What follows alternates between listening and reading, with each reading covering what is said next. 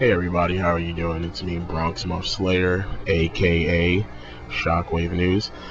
Doing my first video game review. Of course, you already know what this is. This is Clive Barker's Jericho. I picked up this game 2 weeks ago. I always wanted to get this game. I'm always a big fan of Clive Barker's. I've been a big fan of his since I was, a little kid, watching, Hellraiser and Candyman and Nightbreed and just a host of like other movies. I didn't get into his novels until I would say like a few years back when I was able to find some, and he just had a whole bunch of good novels. But I'll do a video about Clive Barker. And I'll do another video about Clive Barker. But with this one, it's about Jericho, the game. Pretty much a lot of what made me do this video is because a lot of people, I've seen a couple of videos on YouTube already where they did a review, and some of them just didn't do their research, or some you could tell they didn't even really play the game. They just saw like stock footage and just went with that. And then some people don't understand I guess Clive Barker's style, so they pretty much just they didn't agree with the game. They didn't like it.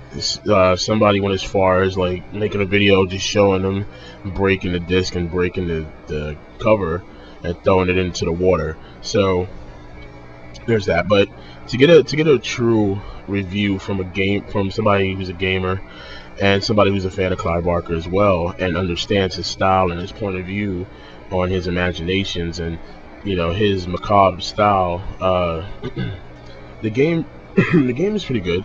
Like I said, I bought it 2 weeks ago. I had to kind of search around for it. It wasn't at every GameStop, so I was able to get it.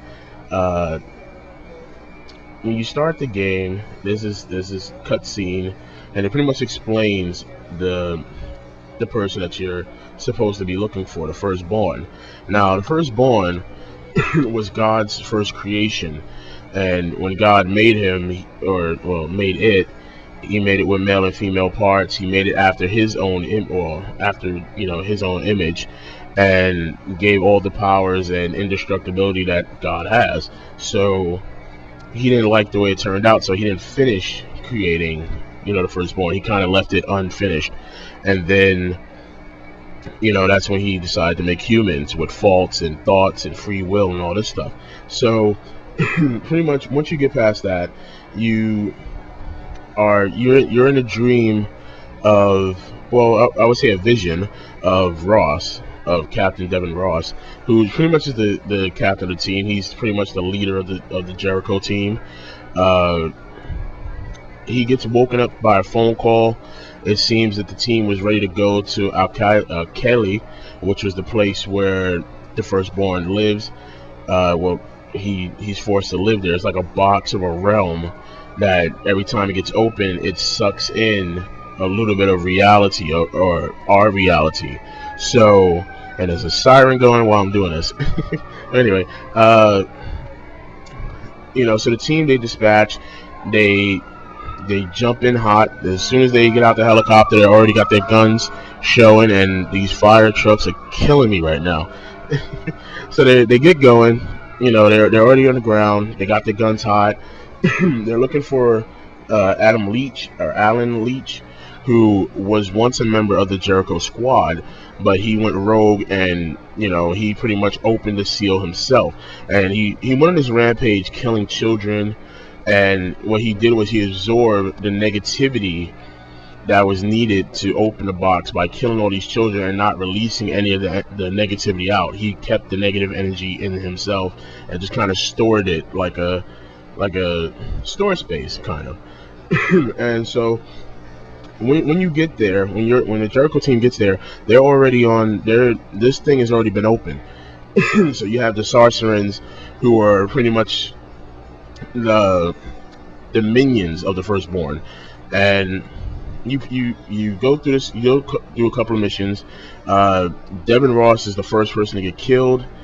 It's not a spoiler. Everybody knows that. Even if you play the demo, he's already dead by the point that you start the demo. So he gets killed, and his power, each of the seven Jericho members have their own little powers.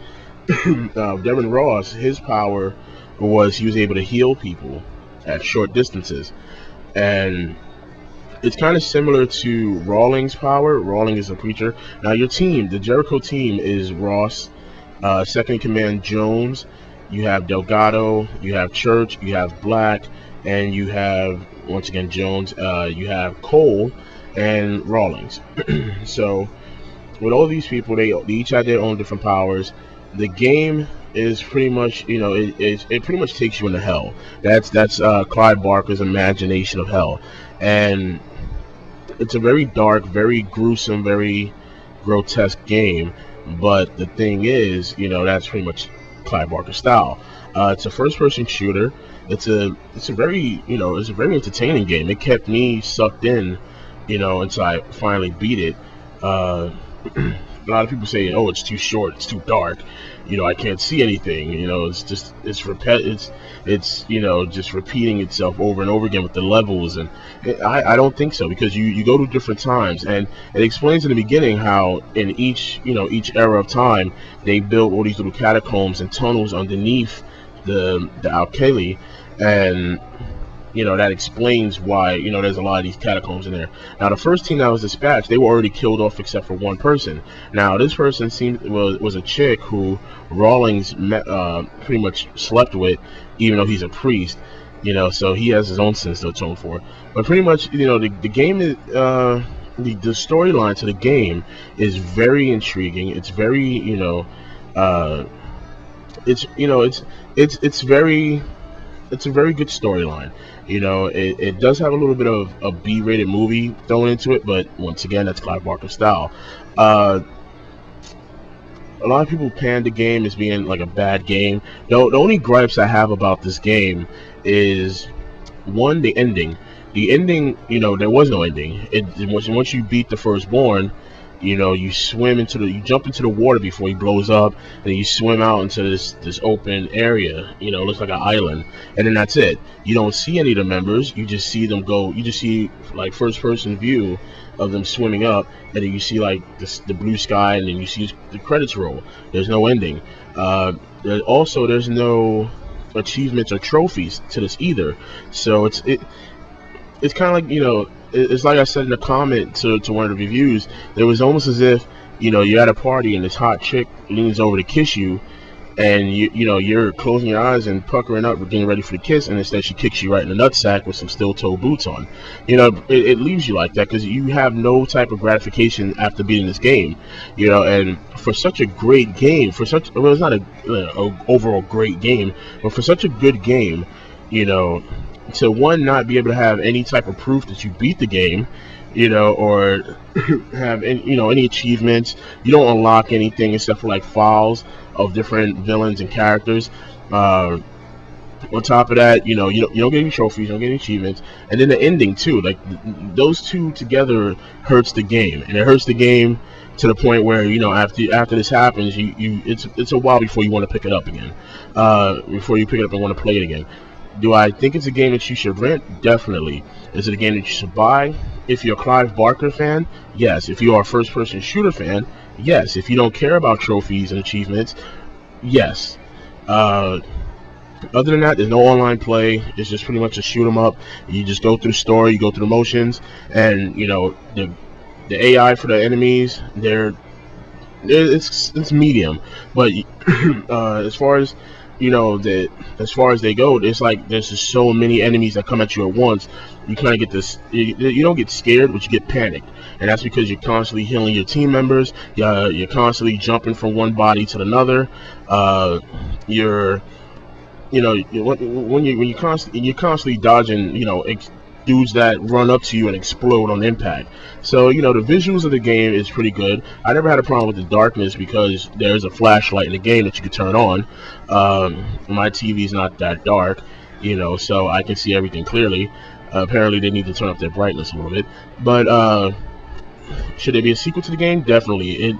They said there's going to be a sequel, and it's supposed to take, you know, Clive Barker himself said this, so we don't know. It might get made, it might not get made. My overall ranking for this game, I would say, is like a 7.5, maybe a 7.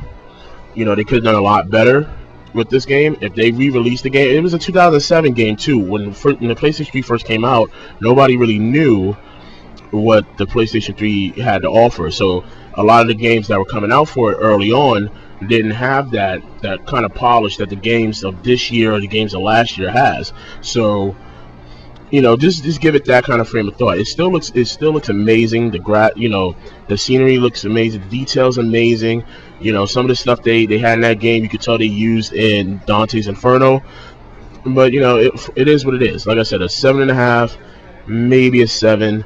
I wish I could give it more detail than that, but I only could do 15 minutes, up to 15 minutes on YouTube. So I'm gonna try to keep this, you know, short and sweet, and that's why I'm talking like ultra fast too.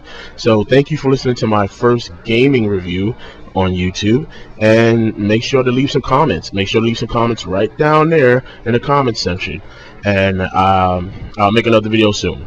All right, take care.